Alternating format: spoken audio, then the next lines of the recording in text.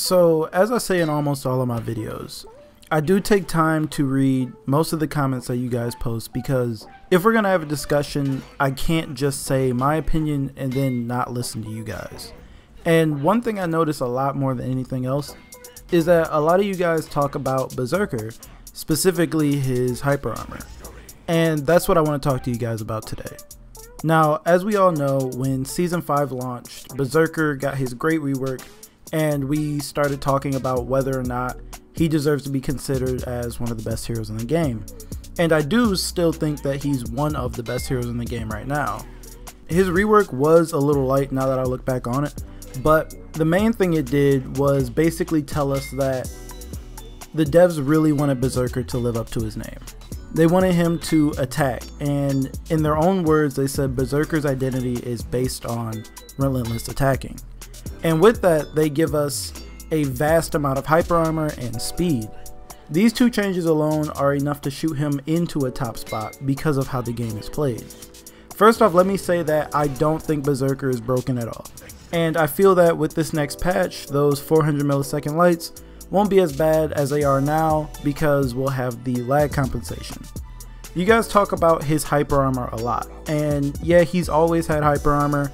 Even back at launch, it just wasn't as easy to get to. Before, you had to be in the 4th attack in a string to get your hyper armor started, and this was okay when no one really knew what they were doing, but as people started getting better, getting hyper armor wasn't going to happen too often. So they switched it to 2 attacks to get hyper armor, and even after that, Berserker just didn't have enough going for him, so his armor barely even mattered. Fast forward to today, and his hyper armor is extremely easy to get to and to use.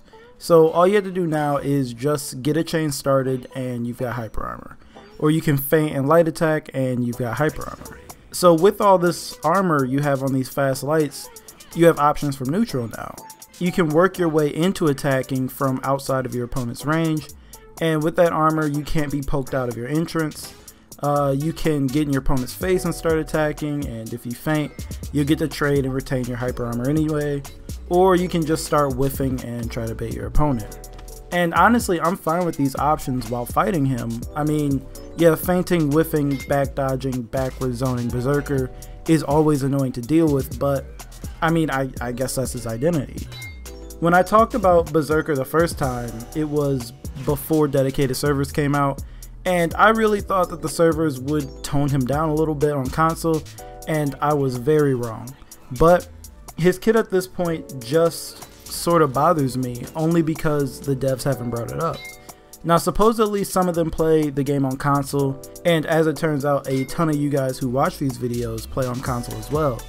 About 83% of you play on either Xbox or PS4. So most of you know where I'm coming from when I say that Berserker with any sort of lag is a nightmare to deal with. But even without lag, fighting Berserker starts to lean into predicting where he's going to attack rather than reacting to what he's doing.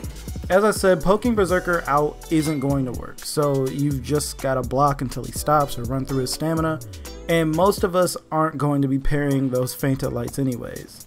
And when it comes to predicting attacks, that's when I get a little concerned.